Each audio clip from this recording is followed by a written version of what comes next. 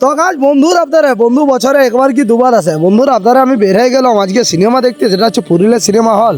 এবং সেটা কি হতো আমরা একাদশ দিনে একটু ঘুরতে যেতাম, তো এবারে আমি একাদশ দিনে থাকবো না, তো একাদশ দিনে না থাকার কারণে আমরা বের হয়ে গেলাম রঘু ডাকাত দেখতে। দেবের কিন্তু সে কিন্তু খুব বড় ভক্ত, আর দেব আর সুপার করে বানাই দিয়ে হ্যাঁ বলছে তাহলে দুটো চা দাও তো আমাদের খাবো।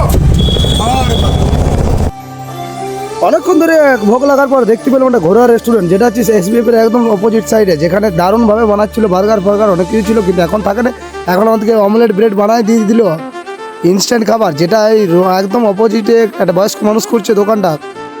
এই যে দোকানটা আপনি করছেন এটা তো ব্রেকফাস্ট? এইটা ব্রেকফাস্ট হয় সকালবেলা। আজকে একটু মানে অসুবিধার জন্য আমরা করতে পারিনি। পরোটা হয় আমাদের, মানে ব্রেড টোস্ট হয়, পরোটা হয়, আর তার সাথে আপনি বললেন বার্গার টার্গারও করে না? হ্যাঁ বার্গারও হবে, আর মশলা বান হয়, মশলা বানায়। হ্যাঁ আর এই মশলা বান। আর লাঞ্চের জন্য কি কিছু হয়? লাঞ্চ অর্ডার অনুযায়ী হয় কি? হ্যাঁ লাঞ্চ অর্ডার দিলে পরে হবে। কারণ অনেকে সকালে খেয়ে যায় তো সিনেমা দেখতে আসে স্পেশালি, তাহলে 3 ঘন্টা টাইম পাওয়া যায়। লাঞ্চটা আমাদের বলে দিলে আমরা ঘর থেকে বানিয়ে নিই। আচ্ছা কি কি অ্যাকসেপ্টেবল হবে যদি আমাদের পরিচিত কেউ আসে? আমাদের হতে পারে ওই মানে বাসন্তী পোলাও, ভাত, এমনি মানে নর্মাল রাইস, যেটা বাড়িতে মানে ঘরোয়া খাবার, রাইসটা অ্যাকসেপ্টেবল আছে। আর বাসন্তী পোলাও বললেন যে ওটা করে টোটালি নিরামিষ, কিন্তু নিরামিষ। হ্যাঁ এটা তো অনেক ভালো। আমিষের কোনো সিন।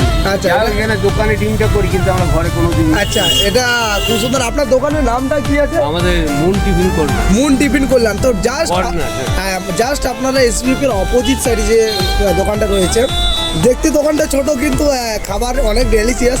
ইনস্ট্যান্ট বানিয়ে দিল আমার জন্য। দেখুন এই যে দেখতে পাচ্ছেন, এই যে ইনস্ট্যান্ট খাবার, এর থেকে আনন্দ কিছু নেই। যেহেতু ইনস্ট্যান্ট খাবারটা বানিয়ে দিচ্ছে, অন্য জায়গায় কেউ মানে বানিয়ে রেখে দেয়, এখানে উনি তো বললেনই খাবার অর্ডার অনুযায়ী করেন, মানে করে রাখেনি, বাসি খাবার নয়, একদম টাটকা খাবার। আপনারা যদি অর্ডার দেন অবশ্যই পাবেন।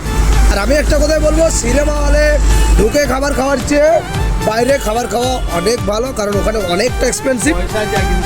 হ্যাঁ অনেক এক্সপেন্সিভ।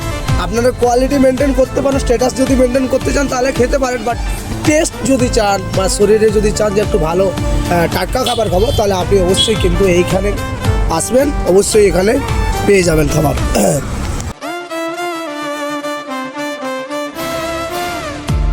খাবারের কেমন টেস্ট রিভিউ? খুব ভালো। তো গাইজ এবারে কিন্তু শান্তির পেট পূজা হয়ে যাওয়ার পরে চলে যাবো সোজা সিনেমা হল। এবার তোমাদেরকে দেখাবো সিনেমা হলে কি কি করলো।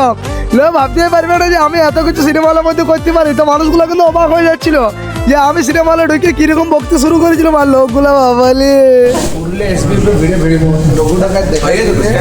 একটা পরিমাণের লোক আসছে যে বলি করে যাবো। এই দেখো গাইজ আমরা চলে আসছি একদম, এই যে দেখতে পাচ্ছেন 6, 7, 8, এই তো তিনটে একদম আলো দিতেছে চক। মন খারাপ হয়ে গেছে সবার। মরে না বাচ্চা আছে। চলো 160 ঘন্টা এটা রঘু টাকা দিয়ে সেটা দেখে হটে দিয়ে রঘু টাকায়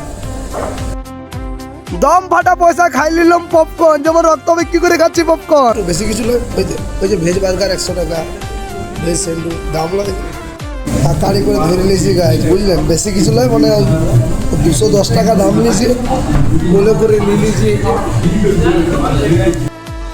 একদম আকারে করে ধরে নিয়ে যাচ্ছি গাইজ, কারণ এটা পড়ে গেলে কিন্তু লোকের কাছে একদম অবাক হয়ে যাবো। কিন্তু ঠান্ডা লাগছিল দমে, তো সেই এসি চালানোর কারণে আমি হেলমেটটা পরে নিলাম বুদ্ধি করে, কিন্তু লোক ভাবছি যদি পাগল, আমি পাগল আদৌ নই।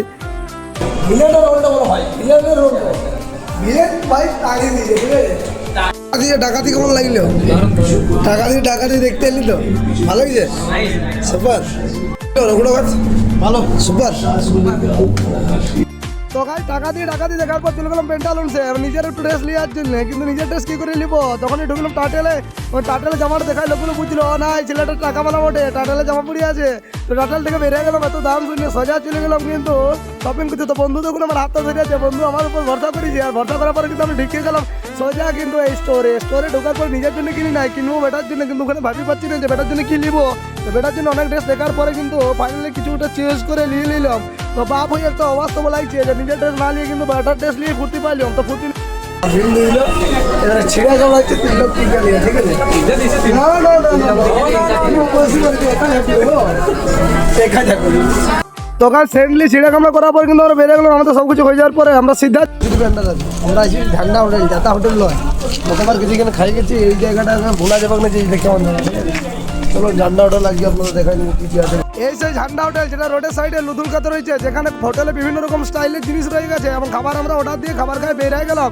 সিধা আপনাদেরকে এবারে খাবারটা দেখাবো। আচ্ছা মাসি, এটা বয়রা হতো কি ফুল ছাতু? ও বল, এই শাল জঙ্গলে ছাতু উঠছে, কিন্তু আমাদের বোনরা ছাতু তুলছে। উঠে তো জানি না, বুঝতে পারছি না, তো দেখা যাক যদি পাওয়া যায়। আমার কিন্তু অবাক লাগছিল যে ইয়ার করছে নাকি, তো দৌড়ে যাই দেখলাম বাবা সুন্দর সুন্দর ছাতু কুড়াচ্ছে এত বড় জঙ্গলের মাঝে। তো বাইকটা দাঁড় করে আমিও চলে গেলাম, হাতে একটা ছাতু পাইছিলাম, আনন্দটা আলাদা, পরিবেশের মধ্যে ছাতু মিলছে।